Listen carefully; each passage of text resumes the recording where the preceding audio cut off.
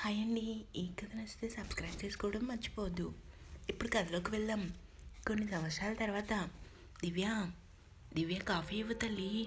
Kitchen రూమ్లో వంట చేస్తున్న దివ్య తన తండ్రి పిలుపుకి నవ్వుతూ కాఫీ కప్ పట్టుకొని బయటకు వచ్చింది. గుడ్ మార్నింగ్ నాన్న. అమ్మ ఇంకా లేవలేదా? లేదురా, నైట్ అంతా జానకితో కలిసి సీరియల్స్ చూడటం, వీళ్ళని తిట్టుకుంటూ కాసేపు ఏడుస్తూ పడుకోవటం. ఎప్పుడూ ఉండే గోలే కదా.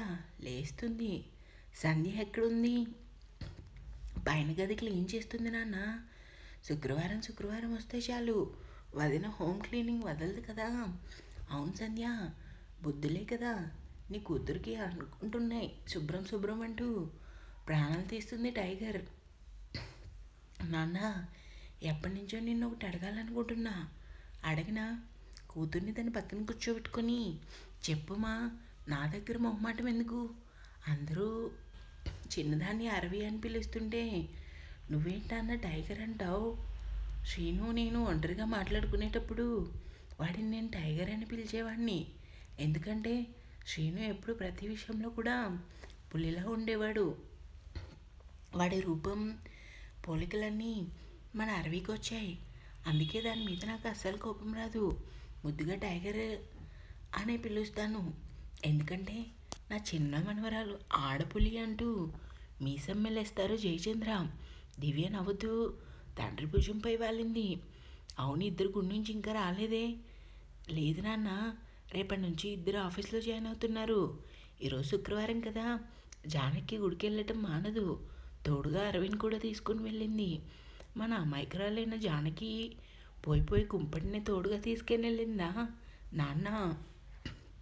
దానికి దేవుడి భక్తి ఎప్పుడూ ఉందని ఈరోజు ఎవడో పోయాడు. అది గుడికి వెళ్ళిందంటే పొద్దున్నుంచి నాకు తేడానే కొడుతుంది. దారిలో ఎవరినో ఒకరిని కొట్టేస్తుంది. నాకు అదే భయంగా ఉంది నాన్న. ఒక పట్టాన అస్సలు కుదురుగుండదు. లేనిపోయిన గొడవలన్నీ నెత్తినేసుకుంటుంది. ఎన్నిసార్లు చెప్పినా అది ఎవరి మాట విందు. ఇంట్లో అందరూ దానికి గారాబం చేస్తే అలా రౌడీలా తయారు చేశారు.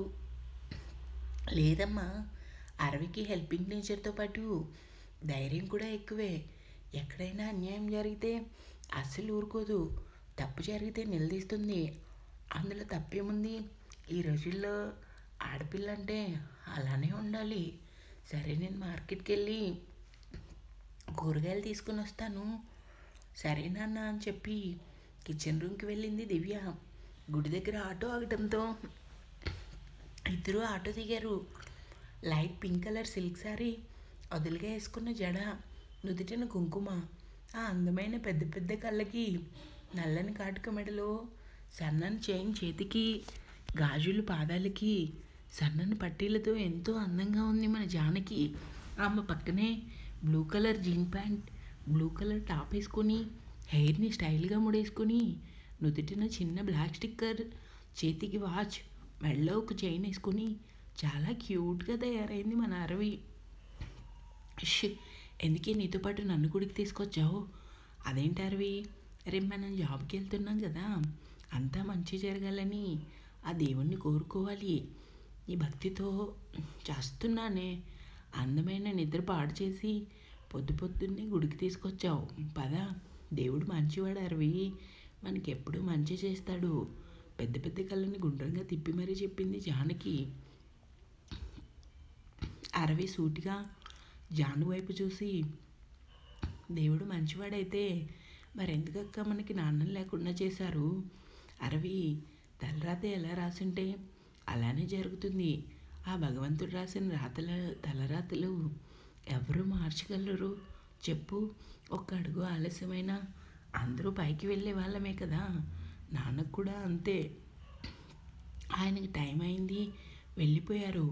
అందుకు దేవుడి మీద కోపం ఎందుకు? కోపం కాదు, బాధ అంతే.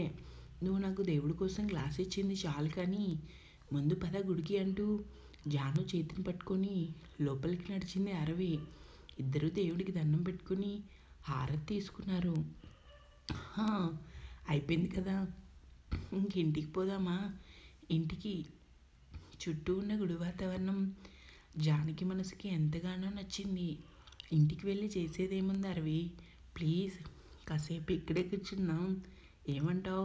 నేను వద్దన్నా ఏడుపు ముఖం పెట్టి మరీ నువ్వు అనుకున్నది సాధిస్తావు కదా. ఇంకెందుకు పద అంటూ జానకి చేతిని పట్టుకుని ఒక చెట్టు దగ్గరికి తీసుకుని వెళ్ళింది. అక్కడే ఉన్న సిమెంట్ బెంచ్ మీద జానకి కూర్చుని, రా అరవి కూర్చో. తన చేతిలో ఉన్న కర్చీఫ్ బెంచ్ మీద వేసుకొని కూర్చుని, చెప్పక్క మీ కంపెనీ ఎక్కడ? కంపెనీ పేరేంటి? చెల్లి నుదుటిన కుంకుమ పెట్టి ఎస్జే కంపెనీ. అరవి కానీ భయంగా ఉంది. ఎందుకక్క భయం? ఆల్రెడీ ఇంటర్వ్యూలో సెలెక్ట్ అయ్యావు కదా, ఇంకెందుకు భయం? నా భయం అది కాదే, ఆ కంపెనీ చాలా పెద్దదిగా ఉంది.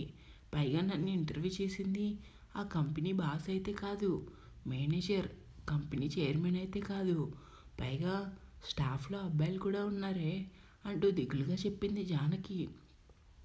తన అక్క అమాయకత్వానికి అరవి నవ్వాలో ఏడవాలో తెలియక అదోలా చూసి, అక్క నువ్వేమన్నా గ్రహాంతరవాసివా? మనిషివే కదా. ఆయన జాబ్ అన్నాక అబ్బాయిలతో పాటు అమ్మాయిలు కూడా ఉంటారు. నీకు స్పెషల్గా అమ్మాయిలు పనిచేసే కంపెనీ చూడాలంటే చాలా కష్టం సుమి. నా బాధ చెప్తుంటే నీకు జోక్గా ఉందా? అది బాధ కాదే, భయం అంటారు. చిన్నదానికి పెద్దదానికి ఇది భయపడితే అందరూ నిన్నాడేసుకుంటారు. ఎక్కడైనా సరే ధైర్యంగా ఉండాలి. బీరువాలో ఉన్న ఆ ఓణీలు చీరలన్నీ మూటకట్టి బయటపడి ఎంచక్క చుడిదార్ వేసుకుని ఆఫీస్కి వెళ్ళు. వామ్మో నా వల్ల కాదే, ఇష్ అంటూ తల మీద చేయి వేసుకొని బంగారం పంజాబీ డ్రెస్ కూడా వేసుకోకపోతే ఎలానే? చీరలో వెళ్తే అందరూ నేను చూసి నవ్వుతారు. అందుకే కాక హోటల్ దగ్గర వేడివేడి ఇడ్లీని పల్లి చట్నీ కింద కందిపొడితో మిక్స్ చేసి తిని వేడివేడి కాఫీ తాగి అటు నుంచి అటే షాపింగ్కి వెళ్దాం, ఏమంటావు? నాకు భయం వేస్తుంది. నీకు తోడుగా అరవై ఉందిగా, ఇంకెందుకు భయం? అదేనా భయం? నువ్వు నా తోడుగా ఉంటావనే భయం. ఏంటి? రెండు కళ్ళు చిట్లించి మరీ చూసింది అరవి. నీతో బయటకంటే అగ్గిని చేత్తో పెట్టుకున్నట్టే, ఎవరితో గొడవ పడతావో అని భయం గుట్టుకు మింగుతూ చెప్పింది జాను. అరవి నవ్వి, అమ్మ నా అక్కోయ్, నువ్వు పైకి కనిపించని సైలెంట్ కిల్లర్వే. ఎవడొస్తాడో తెలియదు కానీ పాపం నీతో మాట్లాడడానికి సంవత్సరం పడుతుంది. పద పద, నాకు ఆకలి దంచేస్తుంది అంటూ జాను చేతిని పట్టుకొని బయటికి నడిచింది అరవి. గార్డెన్లో కూర్చొని చాలా సీరియస్గా ఆఫీస్ వర్క్ చేస్తున్నాడు అతను. Good morning sir. వర్క్ చేస్తూనే చిరునవ్వు విసిరి, గుడ్ మార్నింగ్ రవి, చెప్పు ఏమైంది? డీల్ ఓకే అయింది సార్. అంతేకాదు ఒకసారి ఫైల్ చెక్ చేసి సైన్ చేయండి సార్ అంటూ ఫేస్లో చిరునవ్వు చెరగకుండా ఫైల్ చెక్ చేసి సైన్ చేశాడు అతను. థ్యాంక్ యూ సార్, కార్ రెడీగా ఉంది. అంతేకాదు 11కి ఒక మీటింగ్ ఉంది. ఆ తర్వాత మధ్యాహ్నం 1కి స్టార్ హోటల్లో ఇంపార్టెంట్ మీటింగ్ ఉంది. ఇంకా 3కి మీరు మన కంపెనీ బ్రాంచ్కి వెళ్ళాలి సార్. నేను రెడీ అయ్యి వస్తాను. ఈ లోపు నువ్వు బ్రేక్ఫాస్ట్ చేయి. ఆల్రెడీ నేను చేశాను సార్. అబద్ధాలు ఆడకు రవి. ఇప్పటికే 2 ఆడపిల్లలు నీకు. నాతో మాట్లాడే ముందు ఆలోచించుకో. నెక్స్ట్ కిడ్ కూడా అమ్మాయే పుడుతుంది. రవి నవ్వి, లేదు సార్ తింటాను. సరే అంటూ లోపలికి వెళ్ళాడు అతను. ఎప్పటిలాగే జిమ్ చేసి ఫ్రెష్ అయ్యి నీట్గా రెడీ అయ్యి హుందాగా స్టెప్స్ దిగుతూ కిందకి వచ్చాడు. చెవికి ఏదో మ్యూజిక్ వినిపించడంతో వెంటనే కుడివైపున్న రూమ్కి వెళ్ళి మ్యూజిక్ ఆఫ్ చేశాడు. మ్యూజిక్ వింటూ జిమ్ చేస్తున్న మరో 6 అడుగులు కట్అవుట్ కోపంగా చూశాడు. 2 చేతులు కట్టుకొని సీరియస్గా చూసి, నైట్ అంతా అమ్మాయిలతో పబ్కి వెళ్ళటం, అర్ధరాత్రి ఇంటికి తిరిగి రావటం, ఇంకెప్పుడు నువ్వు ఆఫీస్కి వెళ్తావు?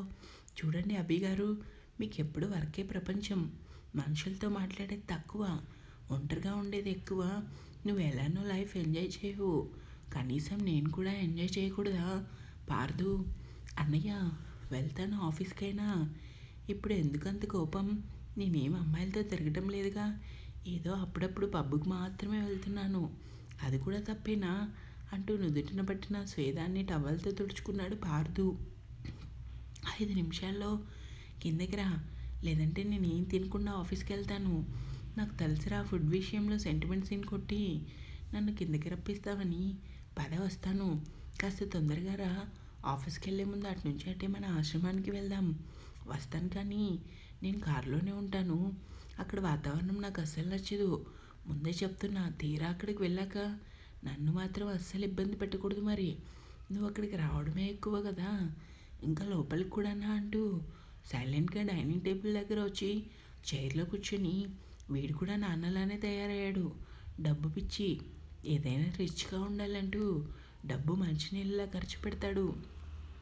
ఎలా మార్చాలో కూడా అర్థం కావటం లేదు అంటూ ఎదురుగా నవ్వుతూ కనిపిస్తున్న సంధ్య ఫోటోని చూశాడు. ఇంటికి దీపం ఇల్లాలు అంటారు. నువ్వు చిన్నప్పుడే మా అందరికీ దూరంగా వెళ్ళిపోయావు.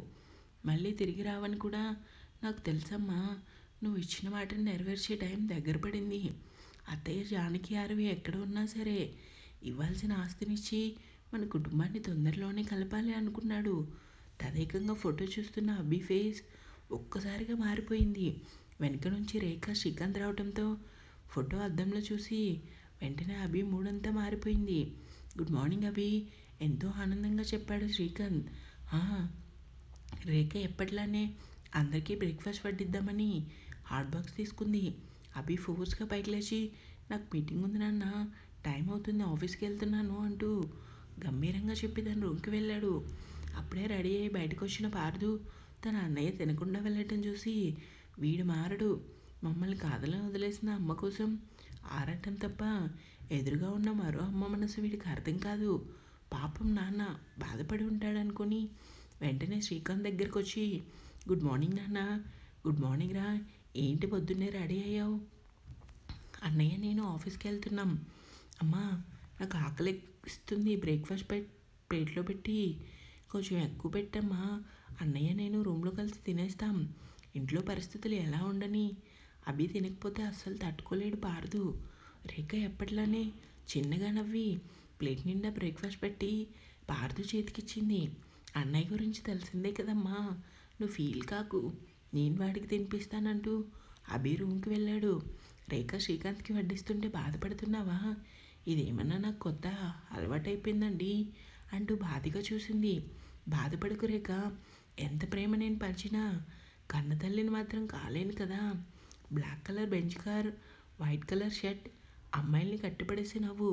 చిన్న వయసులోనే బిజినెస్లో సక్సెస్ అయ్యి నెంబర్ 1 ప్లేస్లో ఉన్నాడు. బిజినెస్లోనే కాదు, అందంలో కూడా అతనే నెంబర్ 1. చెవి దగ్గర ఉన్న బ్లూటూత్ సరిచేసి గొంతు సవరించుకున్నాడు. చెప్పండమ్మా, ఎక్కడున్నావు? ఇంకా ప్యాలెస్కి వెళ్ళలేదు, దారిలోనే ఉన్నాను. అనవసరంగా ఎందుకురా మాకు దూరంగా ఒంటరిగా ఉండటం? చాలా బెంగగా ఉంది. నా టైం వచ్చిందమ్మా, చెప్పాను కదా, మాట మీదే నిలబడే మనిషిని నేను. అలాంటిది మన కారణంగా నష్టపోయిన వాళ్ళకి సాయం చేయడంలో తప్పు కాదుగా. రే నిజం చెప్పవా? ఏంటమ్మా, ఏ అమ్మాయి నిన్ను పెళ్లి చేసుకుంటుందో తెలియదు, కానీ తను మాత్రం చాలా లక్కీరా. అమ్మా, ఈ రాణాన్ని భరించాలంటే నీ కోడలికి బీభత్సంగా రాసిండాలి. నన్ను నాకంటే ఎక్కువగా ప్రేమించాలి. అలాంటి అమ్మాయి మన లైఫ్లోకి రావాలి.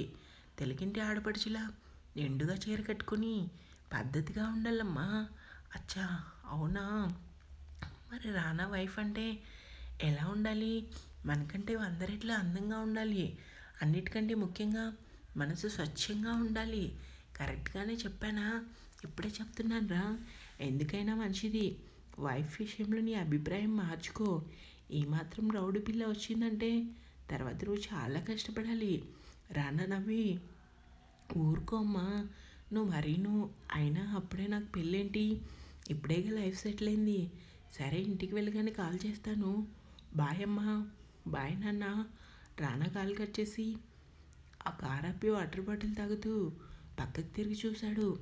పక్కన పార్లో ఒక చిన్న పాప ఆడుకోవడం చూడగానే రానా పెదవులు విచ్చుకున్నాయి.